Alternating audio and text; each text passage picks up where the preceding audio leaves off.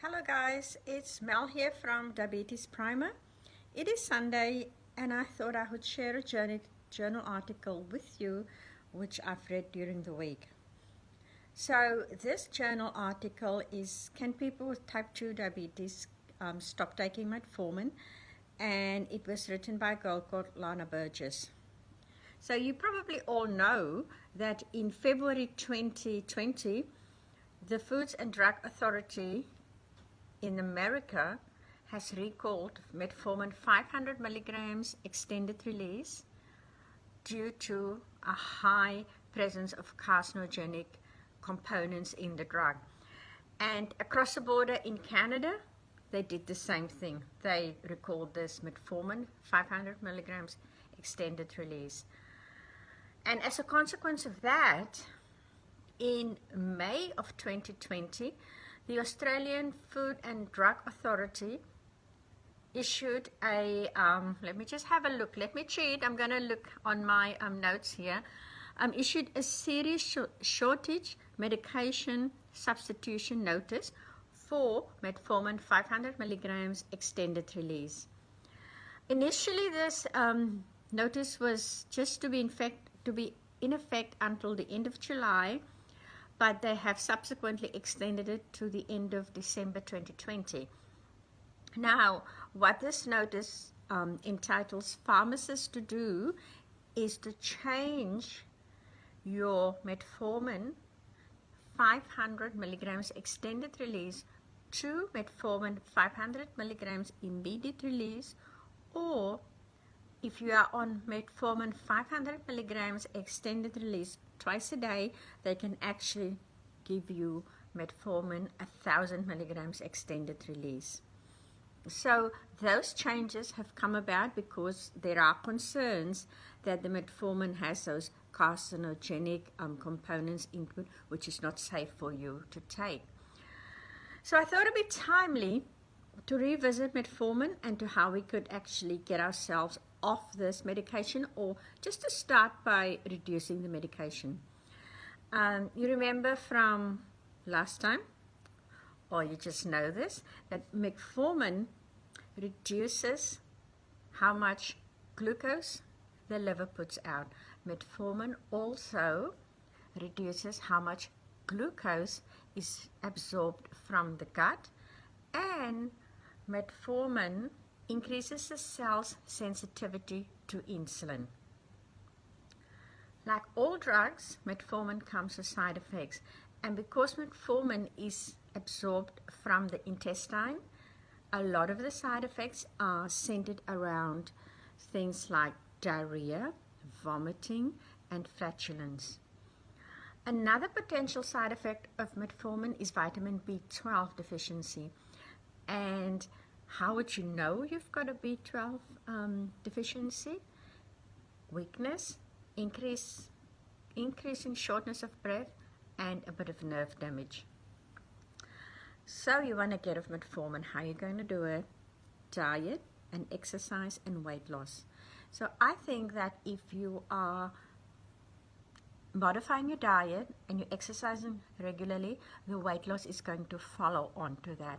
So I'm going to give you a few quick tips for diet changes that you can implement today, right? It's not going to be a hard thing that you have to do. So way back during the two big world wars, World War I and World War II, there was a drop in the rates of mortality amongst people living with diabetes.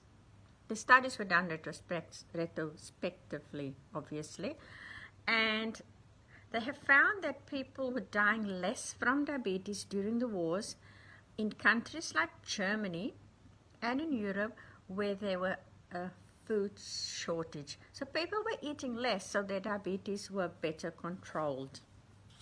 So that's the one thing. Another study, and this is your quick tips coming up now of how to change your diet. They have found there's a direct link between taking soda. In some parts of the world, they refer to it as soft drink or pop. So soda has got a high content of fructose, corn syrup, which leads to an increased risk of diabetes, and an increased risk of high blood glucose levels, and an increased risk of insulin resistance. So a quick win for you is to stop drinking soda. Swap that out with water or with tea, and maybe in the comments below the video you can tell me what other beverages you drink which are diabetes friendly. Another study found that a diet high in red meat, fried foods, and lollies has the same effect on diabetes. Increases your risk of type 2 diabetes, increases your BMI, increases your insulin resistance. So another quick tip that you can implement today is to just simply cut out lollies. And I would probably, the study didn't say this, but I would probably say that chips and, Simba chips, crisps, and all of those little snacks that are fried, essentially the stuff that you'd put on the table when you are having a party, all those quick nibbly things, I think probably just cutting them out would make a huge difference to your BMI and your weight. So Shamel, I can't drink soda, I can't eat red meat, I can't have fried foods, I can't have Kentucky. So what do you want me to eat? So increase your veggies and increase your fruit intake, because I've shown that the nutrient, the fiber, and what's the other thing? And the antioxidants in those fruits and veggies are very good for your diabetes. It is protective against developing or increasing your blood sugar levels. So that's the way to go. One more thing before I leave diet. Another quick win is to stop eating rice. They did a study with Japanese women, and they found that eating rice, white rice in particular, is an independent risk factor for type 2 diabetes. I'll probably say all rice, right? Probably all rice and all pasta, but the study was centered around white rice. So meals should be regular, taken regularly. Skipping breakfast is also going to increase your risk of developing diabetes. It should be low in fat, it should be high in fiber, and it should be low in carbohydrates. So now that you've got a few quick wins to put in effect today, let's talk about exercise. I know, the thing that none of us really want to do. And the American Diabetes Association and other stakeholders, other diabetes groups, have been recommending 150 minutes of moderate exercise or 75 minutes of intense exercise a week. So what is moderate exercise? How are you going to measure when you are moderately exercising? A walk around the lake, a walk around the park, a walk around your neighborhood. But importantly, you have to walk at a pace where you're at least getting up a sweat, you're increasing your heart rate. You can probably still talk, but you can't sing when you are doing moderate exercises. So I usually walk on my, on my treadmill, or I go on the elliptical machine, and I know that after a while I've got a bit of a sweat going, and I'm watching Netflix. I confess, I'm watching Netflix when I'm on the treadmill, and the heart rate is increasing. But if I want to engage in intense exercise, then I run. And the thing that I did was I ran from electric pole to electric pole. So I would start off with a walk, a brisk walk, hopefully. And then when I get to one electric pole, the electric poles that holds the wires, I would start running, and I would run until I get to the next pole. And that's when I can't speak anymore, right? I'm running, my heart rate is up, the sweat is there, but I can't speak. So that's a difference that's a quick way for you to check when you're between moderate and intense. So Now you're engaging in your moderate or intense exercises on a regular basis. You're going to drop some weight. You're going to increase insulin sensitivity in your cells. Because, again, studies have shown that if you engage in exercise, the benefits of the exercise last for between 2 hours and up to 72 hours after you stop exercising. Isn't that great? Your body's still working on those benefits and reaping the effects of that benefits long after you have stopped exercising. Now, the length of time as to how long it's going to be beneficial is going to depend on the intensity and the length of exercising. Now, before I leave exercises, there's one other type of exercise that you should probably think of doing, because it's going to bring down your blood glucose level and improve your insulin resistance, and that is resistance exercise. So resistance exercise is where you're working your muscles. You're probably lifting weights, or you can use resistance bands. And you should be doing this resistance exercises 2 to 3 times a week. I'm very resistant to this. My exercise coach will tell you. There you go. I've put in a little pun. He's been struggling with me to take that up. However, having said that, you can lift weights with as part of your resistance exercise. But if you don't have access to weights and you don't have access to go to a gym regularly, then you can actually start using stretch bands. They are super cool. You can take them in your handbag with you to work, and maybe you can throw in 10-15 minutes in your lunch break.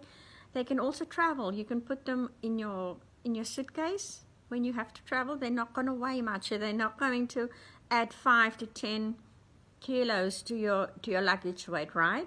You can just pop them into that bag. So now that you have made these, or you're thinking at least, because you're still watching the video, now that you're considering these quick changes to your routine, to reduce your weight, you can't just stop your metformin overnight, right?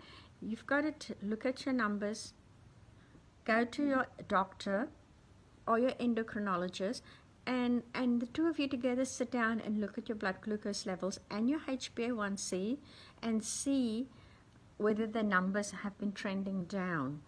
And then you can have that discussion. You can have that discussion with her, and the two of you can decide as to whether you are going to completely stop the metformin or just reduce the dose, right? Because if you just go off willy-nilly, you go, oh, Mel said that I should walk. I've been doing that. I'm not eating high-fat fried food anymore. So I've cut out the white rice and pop. I never drink that stuff anymore. I'm going to stop this metformin. Remember, stopping your metformin, unfortunately, can lead to eye damage, kidney damage, nerve damage. What else is there? Sexual problems and foot damage. And there was one more that I should have told you. Kidney damage. How can I forget that? So don't go stopping your meds prematurely when you've implemented these changes. Work with your healthcare provider. Work with your doctor. Speak to her, and then gradually come off your medications in a controlled way, right? So you can protect your body. Now, what I'm going to do is I'm going to put Lana Burgess's article that she wrote sometime this year and had it published in Medical News today. I'm going to put that in the Facebook feed. I'm also going to pop in the Facebook feed. I'm losing my mouth. It's late in the evening, guys. Give me a break. The two journal articles. So one of the articles is a review on research that has been done on diet management for diabetes, and the other one talks about exercise in diabetes. So once you've watched the video, head on over, click on the link for the articles and see what you think of it. Have yourself a nice week. Keep your eye out for the quotes that I'll be posting throughout the week in the Facebook page. And I'll check in with you next Sunday. Bye for now.